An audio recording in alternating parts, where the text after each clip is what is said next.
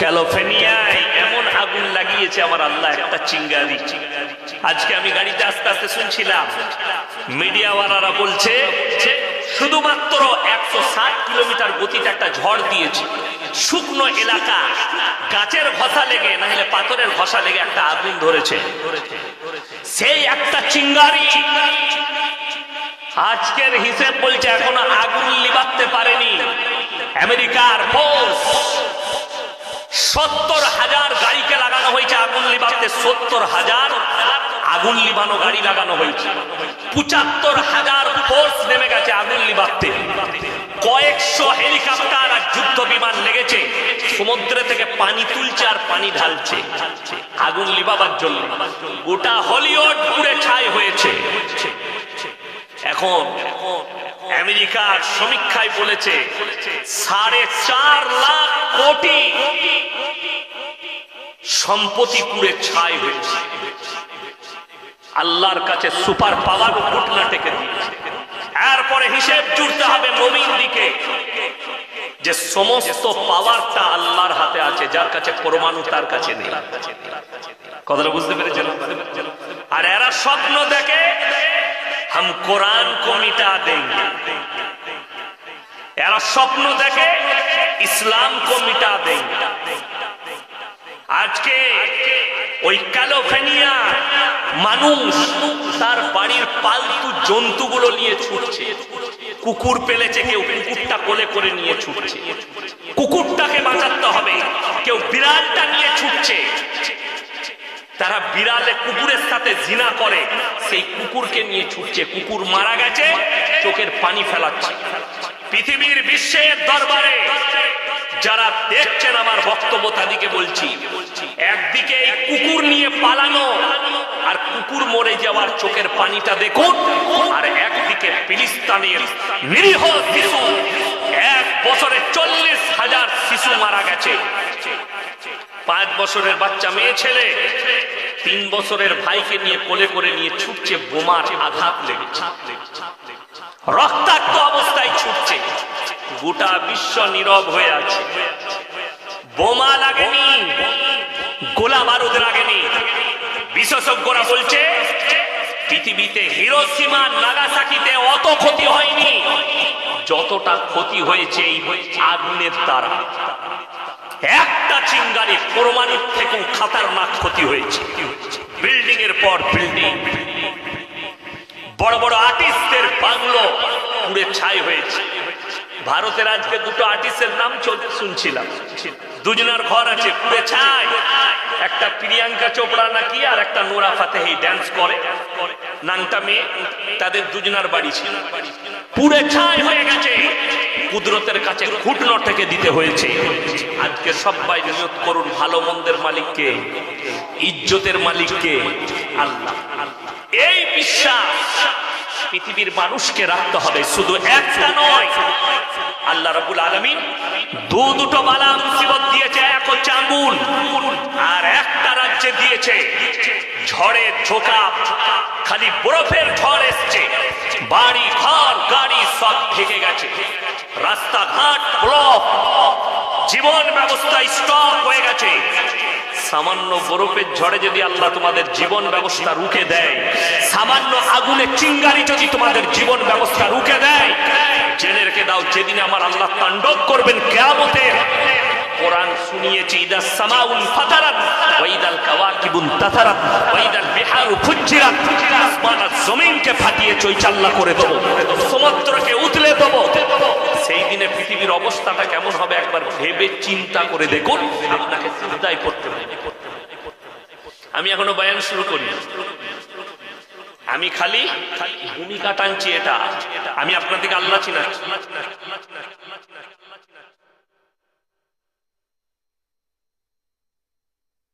শুরু করুন। পৃথিবীতে এখন সব থেকে বেশি বেঈমান কাফের ইহুদি নাসারাদের মাথা ব্যথা হচ্ছে দাড়ি, টুপি, মাদ্রাসা, মসজিদ, কুরআন, এই নিয়ে মাথা ব্যথা বেশি। কিন্তু আল্লাহর কসম করে বলছি, ইসলাম ইজ দ্য সেফটি।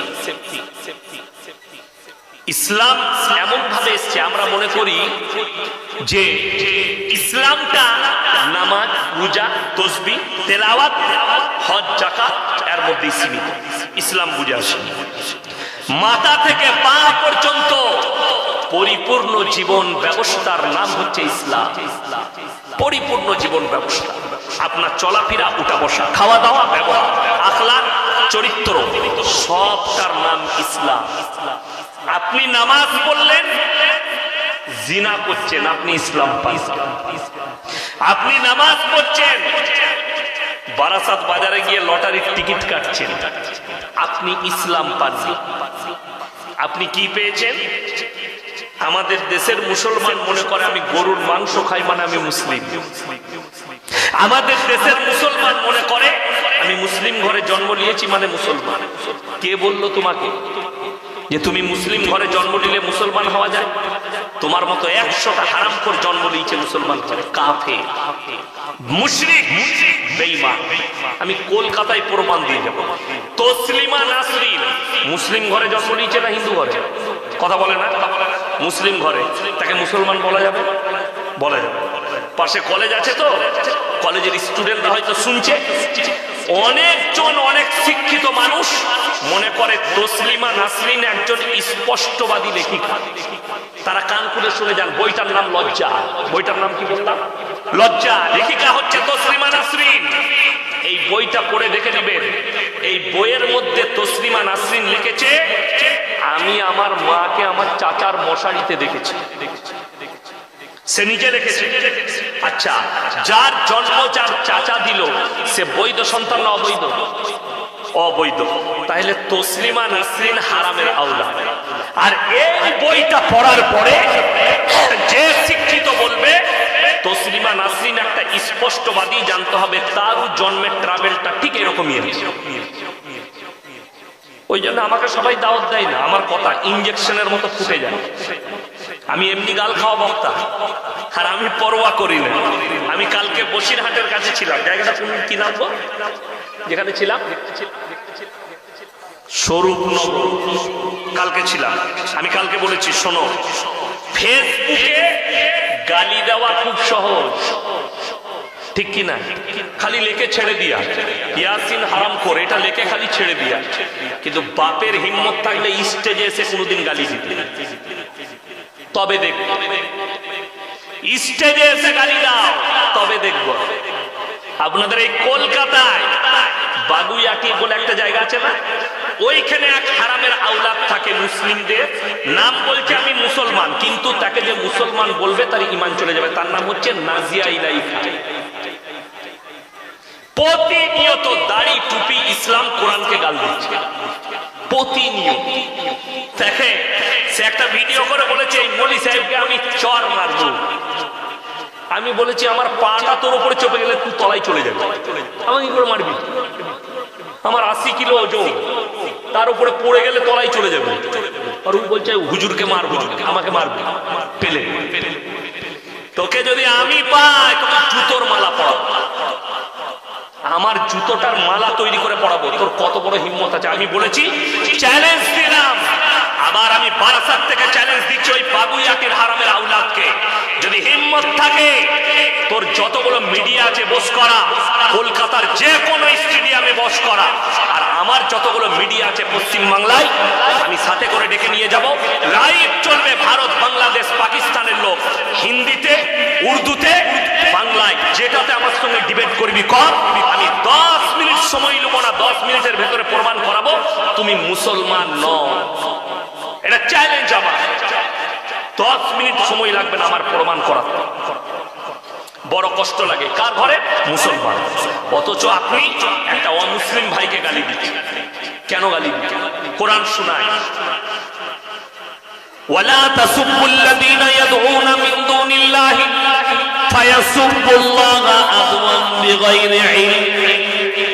হে আমার নবী, পৃথিবীর মানুষকে বলে দাও, মুমিনদিকে বলে দাও, তোমরা কারো দেবদেবীকে গালি দিও না। যারা আল্লাহ ব্যতীত অন্য দেবদেবীর উপাসনা করে, তাদের ধর্মকে, তাদের দেবদেবীকে গালি দিও না। অজ্ঞাত অবস্থায় সে তোমার আল্লাহকে গালি দিবে। আমি মুসলমান হয়ে আমি আমার সমাজের লোককে আমার ধর্মটাই বোঝাতে পারলাম না, আপনি অন্য ধর্মকে গালি দিচ্ছেন। সবাই কোরআনকে বিশ্বাস করেন তো? হাত তুলে বলুন তো ইনশাআল্লাহ। কোরআনকে আপনি বিশ্বাস করেন, আর আমি প্রমাণ দিয়ে যাচ্ছি মুসলমান মুখেতে বলে আমি কোরআনকে বিশ্বাস করি, আমলেতে কোরআনের কতগুলো অস্বীকারী মুসলমান, এটা আমি আজকে এই বারাসাতে প্রমাণ দিয়ে। কোরআন এমন এক মুকাদ্দাস কিতাব, আল্লাহর আসমানি কিতাব, আপনি অবাক হবেন। বড় বড় আলেমরা কিতাব লিখেছেন না লিখেছেন, মুহাদ্দিস, মুকাররির, মুফাসসির, বহু কিতাব লিখেছেন।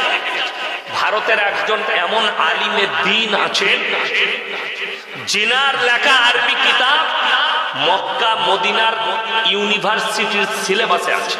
জোরে বলুন না সুবহানাল্লাহ।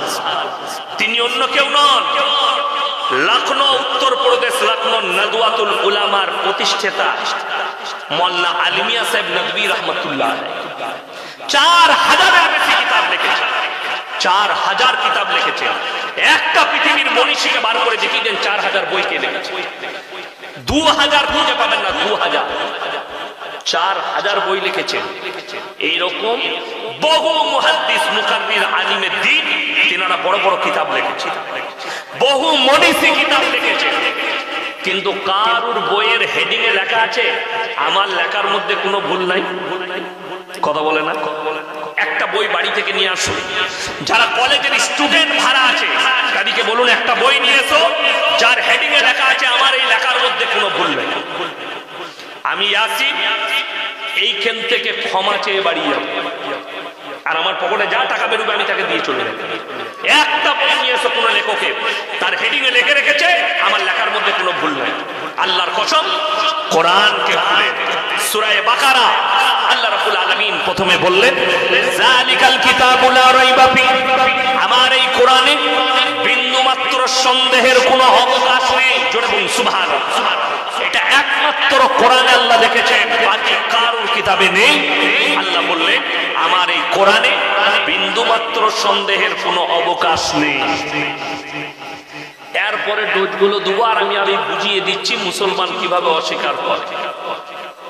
ইমানদারির সঙ্গে বলুন, কোরআনে আল্লাহ যে আমাদেরকে হুকুমগুলো দিয়েছে, যেগুলো হারাম দিয়েছে সেগুলো হারাম না হারাম নয়, যেগুলো হালাল করছে ওগুলো হালাল না হালাল নয়, হালাল। এটা মুসলমান বিশ্বাস করে। কিন্তু ভেবে দেখুন, সুদ খাওয়া হারাম না হালাল? হারাম তো। তাইলে আশা করি আপনাদের এখানে কোনো সুদখোর মুসলিম নাই। কথা বলে না? আছে? এরপর বুঝায় কোরআনে বলেছে ওয়াহাল্লাহুল বাইয়া ওয়া হারামার রিবা, তোমাদের জন্য সুদকে হারাম করেছি, ব্যবসাকে হালাল করেছি। আপনি যখন এটা জেনে শুনে সুদ খাচ্ছেন, এই লোকটা আল্লাহর সঙ্গে যুদ্ধ ঘোষণা করলো না করলো? কথা বলেন, যুদ্ধ ঘোষণা। এই লোক আর মুমিন থাকবে? কথা বলেন, মুমিন থাকবে? অথচ দুঃখ, আমাদের দেশে মদ খেয়ে মসজিদে ঢুকা যায় না, গাঁজা খেয়ে ঢুকা যায় না, কিন্তু সুদ খেয়ে নামাজ পড়া যায়। ঠিক বললাম না? ঠিক বললাম? গায়ে আতর লাগিয়েছে। কি আতর লাগিয়েছিস? জান্নাতুল ফিরদৌস। বাবা, ওই জান্নাতুল ফিরদৌসে ঢুকবে। কাজ কি করে? সুদ খায়। আতর জান্নাতুল ফিরদৌস, কিন্তু ওর ভেতরটা গুয়েতে ভরা, পায়খানায় ভরা, রগে রগে পায়খানা ঢুকে আছে। রাসূলের হাদিস শুনে নে, কেউ যদি 1 টাকা সুদ খায় নিজের মায়ের সঙ্গে 36 বার জিনা করার সমান পাপ হবে। নাউজুবিল্লাহ বলে। যে লোক সুদ খাচ্ছে সে নিজের মায়ের সঙ্গে কতবার প্রত্যেকদিন জিনা করছে সে নিজে অনুভব করে। যে সুদ খাচ্ছে সে রাসূলের বিরুদ্ধে যুদ্ধ ঘোষণা করেছে। করেছে না করে? ইমানদারির সঙ্গে বলবেন 5 ওয়াক্ত নামাজ পড়া ফরজ না ফরজ নয়? ফরজ। কোন লোক যদি জেনে শুনে এই ফরজ ছাড়ে, গুনাহগার না গুনাহগার নয়? আমাদের সমাজে 100টার মধ্যে 80টা বেনামাজি মুসলিম। ঠিক বললাম না ভুল বললাম? 80 জন বেনামাজি। আপনি কি করে নিজেকে বলছেন আমি একজন ইমানদার? কোন মুখে বলছেন আমি রাসূলকে মহব্বত করি? কোন ভাষাতে বলছেন যে আমি রাসূলকে মহব্বত করি? তোমার গরুর গোশত খাওয়াতে রাসূলের মহব্বত, আমাদের দেশের লোকের সমস্যা কোথায় জানেন? ফরজ ইবাদত নিয়ে মারামারি করে না, এরা নকল নিয়ে বেশি মারামারি। ফরজ নামাজ হারাম কর পড়ে না, কিন্তু শবে বরাতের রাতে ও নফল নামাজ ছাড়বে না। ঠিক বললাম না ভুল বললাম? এ আসছে শবে বরাত, সারা রাত এই বারাসাত, আপনার খিদিরপুর, মিটিয়াপুর, হাওড়া, রানীহাটি কিছু যুবক আছে হারাম কর, জীবনে নামাজ পড়ে না, কিন্তু শবে বরাতের রাতে গুটকা খায় আর বাইক নিয়ে ছুটে বেড়ায়। আর ঘরের লোক জানছে আমার বেটা সারা রাত নামাজ পড়ে, কিছুই না। কিয়ামতের দিনে দেখবি খালি। ইমানদারির সঙ্গে বলুন, একটা ছেলে স্কুলে কোনো পরীক্ষা দেয় নাই, কলেজে শুধুমাত্র মৌখিক পরীক্ষা দিয়েছে, সে যদি রেজাল্ট আনতে যায়, যাকে রেজাল্ট দিবে না ঝাঁটা করে মারবে? তো তোমাকে যদি কবরে জিজ্ঞেস করা হয় ফরজ নামাজ, ওইটা খালি বলতে পারি, তবে কি এনেছিস? খালি শবে বরাতের রাতে 75 রাকাত নামাজ পড়েছি। তোকে বলবে তোকে কাবাব শাখা করবো, রেডি হবে, ওইটা নিয়ে কি করবি? আমাদের সমাজের অবস্থা এটা, ফরজ ইবাদত করবে না, অথচ রাসূল বলেছেন যার নামাজ নাই তার মধ্যে ইসলাম নেই। এটা রাসূলের হাদিস। কোরআন খুলে নেন। অনেক সমাজের লোক বলে আমি নামাজ না পড়তে পারি, বারাসাতে চায়ের দোকানে বসে বলে আমি নামাজ না পড়তে পারি, আমার মতো ভালো লোক পাবে। এই মাল আছে না? গাদা আছে। নামাজ পড়ে না, রোজা রাখে না, কিন্তু সে বলছে গায়ের মধ্যে ভালো আমি। তুমি কেমন ভালো আর কতটা কামিয়াব হবে কোরআনকে জিজ্ঞেস করো। কোরআন বলে দিবে তোমার জন্য তুমি কতটা কামিয়াবি লাভ। নাম্বার 1, কিয়ামতের দিনে দুটো রাস্তা বের হবে। একদল জান্নাতি জান্নাতে প্রবেশ করবে, আর একদল জাহান্নামী জাহান্নামে যাবে। কোরআনে আছে, আল্লাহ বললেন হে আমার নবী, জান্নাতীরা তাদেরকে দাঁড় করাবে। কি বলে? ফি জান্নাতি ইয়াতাসাআলুনা আনিল মুজরিমিনা মা সালাকাকুম ফি সাকার। এই দাঁড়াও দাঁড়াও দাঁড়াও, তোমরা জাহান্নামে যাচ্ছ কেন? তোমরা বলতে আমরা ভালো লোক, আমরা ভদ্র লোক, আজকে জাহান্নামে যাচ্ছ? তাদের 1 নম্বর উত্তর হবে ক্বালু লাম নাকু মিনাল মুসাল্লিন, আমরা মুসল্লি নামাজি মুসল্লিদের মধ্যে ছিলাম না, আল্লাহ তাই আমাদেরকে জাহান্নামে পাঠাচ্ছে। ক্বালু লাম নাকু মিনাল মুসাল্লিন, আমরা নামাজি মুসল্লি ছিলাম না, আল্লাহ তাই আমাদেরকে জাহান্নামে পাঠিয়েছে। আজকে শুনেলেন কোরআনের কাছ থেকে আপনার সম্পর্ক ছিন্ন। প্রত্যেকটা মুসলমান নরজাতির জন্য দ্বীনি শিক্ষা অর্জন করা ফরজ না ফরজ? ফরজ। এটা জানে। আর আমি চ্যালেঞ্জ ছুড়ে বলে গেলাম, গোটা বারাসাতে 100টার মধ্যে 80টা মুসলমানের কাছে দ্বীনি শিক্ষা। ঠিক না বল? ঠিক। এই ইমাম সাহেব, আপনি ইমাম তো? ইমাম সাহেব কোথায়? আচ্ছা উনি ছিলেন, চলে গেছে। এই মসজিদে আমার মনে হয় এই পাড়ায় বেনামাজি একটাও নাই। কদর বুঝতে পারেন? এই 24 পরগনার হাওড়া হুগলির রোগ জানেন? এই রোগটা আমি সারাতে লেগেছি। কি রোগ? এরা নামাজ পড়ে না, কিন্তু বছরে একটা করে জলসা দিবে, দিয়ে জান্নাতে যাবে। এত সহজ জান্নাত কেন? ওরে বাপরে, বর্ধমান থেকে হুজুর এনেছি, হুজুর যা দোয়া করবে জান্নাতে এমনি ঠেলে ঢুকে যাবে। তোর হুজুরও মার খাবে, তুইও খাবে। এই সমস্যার সমাধান কি করে হবে আল্লাহ ছাড়া কেউ জানে। সমাজ ধ্বংস হয়ে গেছে। ওই আমাদের সমাজ এখন জলসা চলছে, হারাম হালালের বায়ান নাই, দিন বদ্দিনের বায়ান নাই, কুফরির বায়ান নাই। সমাজ কিভাবে ধ্বংস হচ্ছে তার বায়ান নাই। আছে কি? খালি অমুক পীরের গল্প, দাদর গল্প, চাচার গল্প, নানার গল্প দিয়ে জলসা চলছে। আর সুর করে বক্তব্য দিলে আমাদের মেয়েরা বলে হাই লোক কি সুর, বুঝলি কি? বুঝে নাই কিচ্ছু। আর হুজুর আপনার সুর দিয়ে জলসা করছে, সুরে জলসা শেষ। বুঝলি কি? হুজুর বুঝি না কিছু, হুজুরের গলাটা ভালো ছিল। ওই কিছু হুজুর বেরোচ্ছে হারামখোর, 2 ঘন্টা বায়ান করছে, 1 ঘন্টা গজল পড়ে কাটিয়ে দিচ্ছে। গজল পড়ে কাটাচ্ছে। সমাজ গজলের দ্বারা কি পাবে? সমাজ গল্পের দ্বারা কি পাবে? আমার আব্বা কিভাবে আলেম হয়েছে আমি ওই গল্প শোনাতে আসবো আপনাকে? ওই গল্প শোনানো আমার প্রয়োজন নাই। আমার আব্বার জন্য তারুফ করিয়ে দিলেন আমার আগের বক্তা, ইনি মোল্লা শওকত আলী সাহেবের ছেলে। 1 থেকে বেশি আর কিছু। আর কিছু জানার প্রয়োজন নাই। আমার বাপ ওয়াক্তে তাহাজ্জুদ পড়ে, কেমন করে পীর হয়েছে, কেমন করে স্বপ্ন দেখেছে, ওই স্টেজেটা লোক দিকে বোঝাবার। আর কিছু বক্তা এটাকে গল্পর জায়গা বানিয়েছে, সমাজকে নামাজের দাওয়াত দেয় না, রোজার দাওয়াত দেয় না, ফরজ নামাজটা বুঝাতে চাই না, হারাম হালালটা বুঝাতে চাই না। আজকে কম ধ্বংস হয়ে গেছে হারাম হালাল না বুঝার কারণে। আর এই জলসার স্টেজ গুলো গল্পয়া ফুরে পড়ে গিয়ে কি ক্ষতি হলো? ক্ষতি একটাই হলো, এই জলসার ফায়দা কিছু হয়নি, বেঈমান কাফেররা আপনার মাথায় চেপে বসেছে। তা না হলে আমার আব্বাজি 55 বছর জলসা করতেন মেদিনীপুরে এক জায়গায়। মরহুম গোলাম আহমদ মুর্তজা সাহেব, আল্লাহ জান্নাতি করুক, চিনেন না? চিনেন না? নাম শুনেননি? বর্ধমানে আমাদের বাড়ির কাছে মেমারি। আর আমার আব্বাজি দুজন মিলে মেদিনীপুরে জলসা করতে গেছে। কিছু ভণ্ড পীরের লোকরা বেরিয়ে জেনারেটর ভেঙে দিয়েছিল, স্টেজ ভেঙে দিলে এদের বক্তব্য শোনা যাবে। মাঠে মাঠে 15 কিলোমিটার হেঁটে গিয়ে ট্রেন ধরে দুজন বর্ধমান গিয়েছিল। 15 কিলোমিটার পায়ে করে হেঁটে গিয়েছিল স্টেশনে, বায়ান করতে দেয়। কেন? হাদিস কোরআনের বায়ান চলবে না, বাপ দাদুর গল্প বলতে হবে শুরু করে। ওই গল্পটা ভালো লাগে।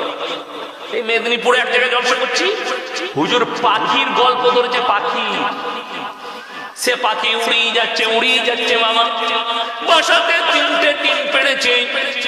পাখির গল্পই 2 ঘন্টা কেটে গেল, তাও পাখিটা উড়ে নাই। একজন মজমা থেকে বলছে, হুজুর পাখিটা কখন উড়বে? বলছে পরের বছর উড়বে। দিয়ে জলসা শেষ। এই পাখির গল্পে সমাজ কি পাবে? এটা বাস্তব কথা বলছি, আল্লাহর কসম বলছি। এই গল্প ধরে আমি ছিলাম জলসা, রাত 12টায় চেপেছে 2টো পর্যন্ত পাখির গল্প। সমাজ কি পেলে তোমার পাখির গল্পের দ্বারা? তাকে বলতে পারলে না যে নামাজের গুরুত্ব কতটা, রোজার গুরুত্ব কতটা, হারাম হালালের গুরুত্ব কতটা। এই বায়ান না করে বাপ দাদুর গল্প, পাখির গল্প, বাঘের গল্প, পীরের গল্প, এই করে জলসা শেষ। আর কম শেষ হয়ে গেল। আর আমাদের কম, আমরা তাকে স্টেজে ধরতে পারলাম না যে আমরা গল্প শুনতে আসিনি। বাপ দাদুর গল্প পরে শোনাবেন, মোবাইলে বলে দিবেন ঘরে বসে আমার বাপ দাদুর গল্প। আমরা ফেসবুকে শুনে নেব। আজকে নামাজের কথা বলেন, আজকে রোজার কথা বলেন, আজকে কম কি করে বেঈমান কাফেরের হাত থেকে বাঁচবে এটা বলেন। আপনার বাড়ির কাছে কলেজ আছে, যদি হিম্মত থাকে প্রশাসন বাবুদিকে ডাকুন, এখানে বসে শুনবে। আমি বায়ান করে যাচ্ছি, আমি মৌলভী শওকতের বেটা, ইয়াসিন বুক ফুলিয়ে বলে যাচ্ছি। আজকে ধ্বংস হয়ে গেল কম, আর ইহুদি নাসারা খ্রিস্টানরা বড় কার্যকলাপ চালিয়েছে ভারতের মাটিতে। তারা কামিয়াবি লাভ হয়েছে। তা না হলে কলকাতার বুকে আপনার বারাসাত থেকে শুরু করে কলকাতা নিউ মার্কেট, কলকাতা আপনার পার্ক স্ট্রিট, যতগুলো জায়গা আছে, অমুসলিম ভাইদের থেকে, খ্রিস্টানদের থেকে হিন্দু আর মুসলিমদের ছেলেরা ক্রিসমাস বেশি পালন করছে। যদি কোনো হিন্দু ভাইদের পণ্ডিত থাকে বাপের বেটা, আর যদি আমার কাছে স্টেজে এসে বলতে পারে না হিন্দু ধর্মে ক্রিসমাস আছে, আলহামদুলিল্লাহ, আমি তার শুকর আদায় করি। মুসলমান আমরা ঈসা নবীকে বিশ্বাস করি যে আল্লাহর পয়গম্বর। সবাই করবেন, জোরে বলুন ইনশাআল্লাহ। Merry Christmas. এটা কি দিয়ে দেয়? এটা কাল লাগে। আরে এটা কি?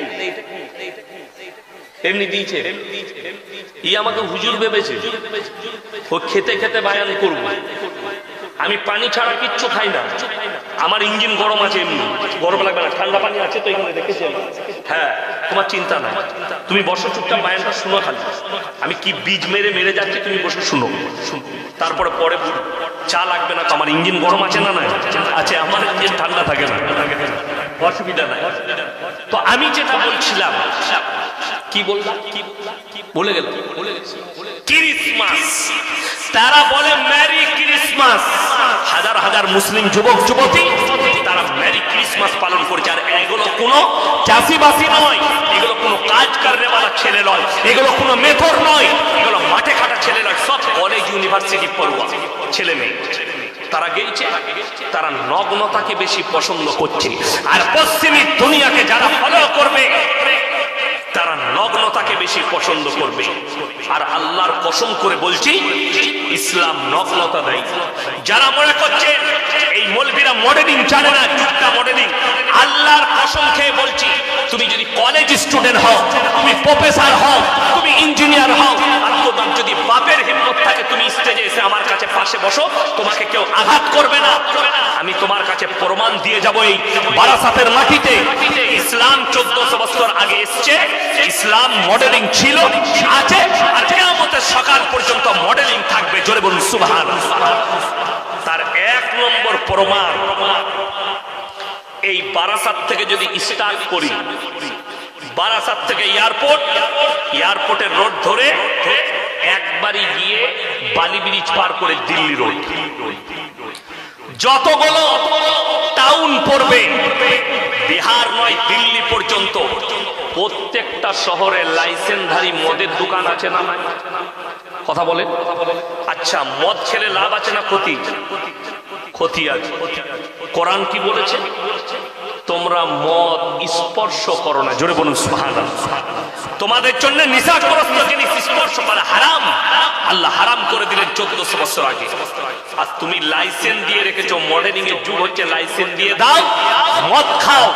যতগুলো জিনা হয়েছে, যতগুলো ধর্ষণ হয়েছে, যতগুলো মার্ডার হয়, সব নিশাগ্রস্ত অবস্থায় হয়, একটাও ভালো অবস্থায়। খোঁজ নেন, রক্ত টেস্ট করুন, রিপোর্টটা গিয়ে দেখুন। আর জি করে যে মেয়েটা ধর্ষণ হয়েছে যে ছেলেটার কাছ থেকে, এই ছেলেটা মদ্যপ অবস্থায় ধর্ষণ করেছে, খালি মুখে, তবে তাকে মার্ডার করতে পেরেছে। মদ এত খারাপ। আর ইসলাম মডেলিং এর যুগ নিচে 1400 বছর আগে বললে তোমাদের জন্য স্পর্শ করা হারাম। জোরে বলুন সুবহানাল্লাহ। এটা নাম্বার 1। কলকাতা থেকে শুরু করে ভারতের ছোট বড় যতগুলো শহর আছে, প্রত্যেকটা শহরে দেহ ব্যবসার আড্ডাখানা আছে না নাই? কলকাতায় পশ্চিমবাংলার সব থেকে বড় দেহ ব্যবসার আড্ডাখানা সোনাগাছি, হাজার হাজার মেয়ের দেহ ব্যবসা করছে। আমি এলান করেছি, যদি কোনো মুসলিম মা বোন ওই জায়গায় দেহ ব্যবসায় ফেসে যাও, তারা বেরিয়ে এসো, গুগলে আমার নম্বর সার্চ করবে, তোমাদেরকে রাস্তা দেখাবো, যে রাস্তা তুমি জান্নাতের রাস্তা পাবে। আমার মতো আলেম এলান করেছি, চলে এসো, ফোন নম্বর লাও, ফোন করো, তোমাদেরকে ওই রাস্তাটা দেখাবো যে রাস্তা রাসূল আকরাম সাল্লাল্লাহু আলাইহি ওয়াসাল্লাম পৃথিবীর মানুষকে দেখিয়ে গেছেন, যে রাস্তাটা হচ্ছে ইহদিনাস সিরাতাল মুস্তাকিমের রাস্তা, একদম জান্নাতে নিয়ে গিয়ে প্রবেশ করাবে। জোরে বলুন সুবহানাল্লাহ। অবাক লাগে। এইটা হচ্ছে মডেলিং, লাইসেন্স দিয়ে রেখেছে সরকার। তার প্রমাণ দিই, আপনি যদি সোনাগাছিতে যান আপনাকে ধরবে না, কিন্তু বেরিয়ে এলে পুলিশ বাবুর আটকা, ঢোকার সময় বাধা নাই, বেরোবার সময় বাধা আছে। তার কারণ পুরুলিয়া ডিস্ট্রিক্ট যেতে গেলে আসানসোল শহর কভার করতে হয়, আসানসোলের ভেতর দিয়ে যেতে হয়, জায়গার নাম হচ্ছে নিয়ামতপুর ডিসেলঘাট ব্রিজ। ওইখানে একটা জায়গা আছে লচিপুর নাম, দেহ ব্যবসার একটা বহুত বড় পট্টি আছে রোডের ওপরে। আজ থেকে 7 বছর আগে আমি পুরুলিয়া ডিস্ট্রিক্ট থেকে জলসা করে আসছি, রাত 2টোয় জলসা শেষ করেছি, গাড়ি আমার ছুটছে। যখন রাত 3টে 3:30 বাজে আমি আসানসোল শহর কভার করছি, টুপি খুলে আমি গাড়িতে শুয়ে আছি, আমার গাড়ি 100-র উপরে ছুটছে টাউনে, আসানসোল টাউনের ভেতরে আমার ড্রাইভার চালাচ্ছে, পেছনে পুলিশের গাড়িটা 4 ইন্ডিকার জেলে ডিফার দিতে দিতে আসছে, আমার ড্রাইভারকে মানে গাড়িটা দাঁড় করা, তোমরা দেহ ব্যবসার আড্ডাখানা থেকে আসছো। কিন্তু উনি তো জানে না ভেতরে কোন মাল চেপে আছে। গাড়িটা এসে হাই রোডের সিগন্যালে দাঁড়ালাম, এরপরে আমি দিল্লি রোড ধরবো টাউন থেকে, আমার সামনে গাড়িটা এসে লাগালো, আমাকে বললো হুজুর উঠেন। আমি উঠে টুপিটা লাগিয়ে বসলাম, বেরিয়ে এলো একজন প্রশাসনের বাবু, কাঁচটা খুললাম, হুজুর আপনি? আমি ওইখান থেকে আসছি নাকি? হুজুর ক্ষমা করবে, আমরা যাও গাড়িতে বসো। পালিয়ে এলাম। সে দেখলে এটা একজন মোল্লা সাহেব, যতগুলো গাড়ি পার হয় ঢোকার সময় বলছে লাইসেন্স দিয়ে আছে, বেরোনোর সময় আপনাকে আটকিয়ে টাকা আদায় করবে। এর থেকে ভালো বাইরে থেকে তালাটাই মেরে দিয়ে যেন ভেতরে কেউ ঢুকতে না পারে। আমার আল্লাহ 1400 বছর আগে তালা মেরে দিয়েছেন। জোরে একবার বলুন নারায়ে তাকবীর। আমার আল্লাহ 1400 বছর আগে, যদি বলেন কোরআনে কোথায় আছে? সূরা বনী ইসরাঈল, ওয়ালা তাকরাবুজ জিনা ইন্নাহু কানা ফাহিশা ওয়া সাআ সাবিলা।